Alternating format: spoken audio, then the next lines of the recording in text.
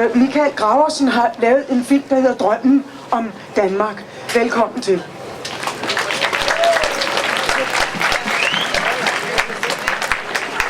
Hello, I'm sorry again because this is going to be in Danish as well. Can't you improvise? Improvise? Yeah. I can try to improvise. We can't fight the government without these guys. Okay, I've been asked to try to improvise it in English, so bear with me. Yeah, 4 years ago I arrived at the refugee center for unaccompanied minors in Graversens. It was situated next to a castle and was surrounded by very beautiful nature. Some of the most beautiful nature in Denmark. In many ways very idyllic and in a very sharp contrast to what was actually going on in the center and how the people of the center they felt. Not more than 3 hours after I arrived, a window was smashed, and I was a little bit shaken. But the staff said that it wasn't something special; they were used to it. And I think for me that was quite an eye opener because it was part of the everyday life. The inhabitants, the refugees there, they had been there for many years, and they were really frustrated. So they had to act in some way. Actually, the staff told me that they were more worried about the boys who didn't react, but instead they reacted inwards and became self-harming. At the center there was 40 boys, almost, yeah, there was only 3 girls, and half of all the residents had been there for 3 years. And at this place I met Vasiula, Abdisa and Musa. Abdisa and Musa was 15 and 13 and had fled from Ethiopia alone, and Vasiula was 15 and had fled Afghanistan alone. Vasiula wasn't afraid to sleep alone. He had nightmares, so he got permission to stay with Abdisa and Musa, his 2 friends. And the 3 of them invited me into their room and into their life. We went to the beach to shoot a music video, and I became kind of a part of their lives. And I was at the center for a year, where I made this short film. And when I was at the center, I saw this pattern. A lot of these boys, and some also, of course, girls, when they came, they were very happy and optimistic because they reached their destination. They reached Denmark, a place that they have heard so much good about. And so they were very motivated, to be part of Denmark, to learn the language quickly, and had a lot of fascination with Denmark. But they got rejections, and some actually got 7 rejections, and it was difficult for them mentally. And they started to, not participate that much and lose hope. I saw that a lot of the times. A year later, after I left the center, Vasiula called me. He had received his final rejection after 3 years in Denmark, even though he had been diagnosed with PTSD, had suicide thoughts and attempts, and was depressive. And the thing is, with these kids, you can't send them anywhere legally before they're 18. But when they turn 18, they can be deported. And that was also what was going to happen with Vasiula. He was going to be sent back to Afghanistan, but he feared for his life. So he had to go and live illegally in Copenhagen. But actually it meant that he had hope, because he could actually now, act. And I think it's so frustrating to see many of these boys that have so much optimism being at these centers where life is taken away from them.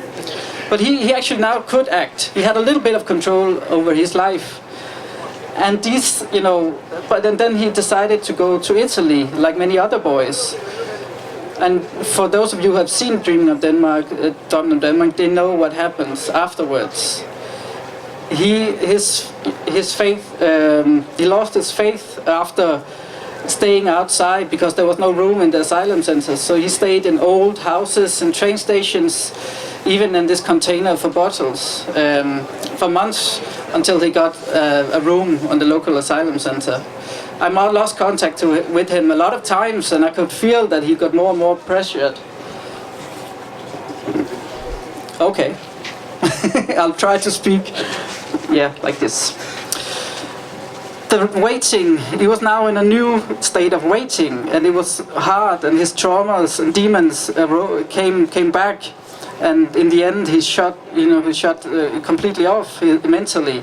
He got a breakdown. He had problems with his memory, and he shut everything out. He couldn't remember who I was, who anybody was, his friends back in Denmark. And in that moment he had given up all hope. I went to Italy without having any contact with him. And after many attempts, I succeeded in meeting him. And of course, he couldn't remember me. We had to exchange, images before meeting, so he could see what I looked like, even though that I've known him for years at that point. We had to rebuild our relation again. But I actually, in that moment, I learned something really important. I gave him space and I was just there with him, and I accepted him. And I think that's something the politicians can learn as well. That we have to give each other space. We have to accept, and we should not demonize. I think that's very important. Because for the last 4 years, I've met many like Vasiula around Europe that live not a human, that doesn't have a life that's worthy, because he can't go home, so he has to now live in the shadows without his life starting, and with the further risk of a new traumatization. And instead of helping, the face of Vasiula in Denmark and in Europe, you start to do the opposite. You make the life even more harder for the children and young refugees. And today is a very sad day. I just saw on my phone before going here that 20 minutes now, maybe 30 minutes ago, that they passed the bill. And one of like this? Okay. Yeah, go. Come on closer. Come on closer. We have to get closer, everybody. So.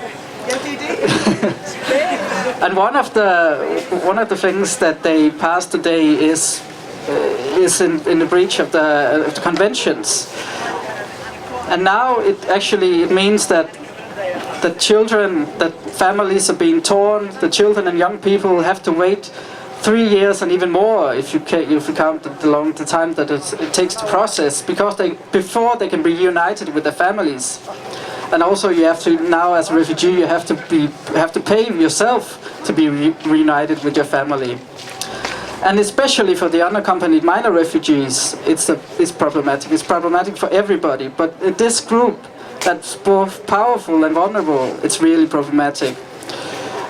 Because, as one of the head for the Danish psychologist union says, for the children and young people who arrive alone to Denmark, the consequences of a long time being apart from the nearest family will be substantial and will be able to affect them for the rest of their lives. It's consequences that reaches far beyond the 3 years that they have to wait. That the bills that they are passing today in the asylum and refugee area will just escalate the situation for the unaccompanied minors, for the children, for the families. And there is a lot of research that points, of course, of the mental problems that this will cause. I had written a lot of them down, but actually I think I will just, it's too depressive just to read all of them, actually. But I think I will end with saying that we have a responsibility for the people who come to Denmark, also the people that we give temporary protection, and we have a special large responsibility towards children and young refugees, and we can't forget that.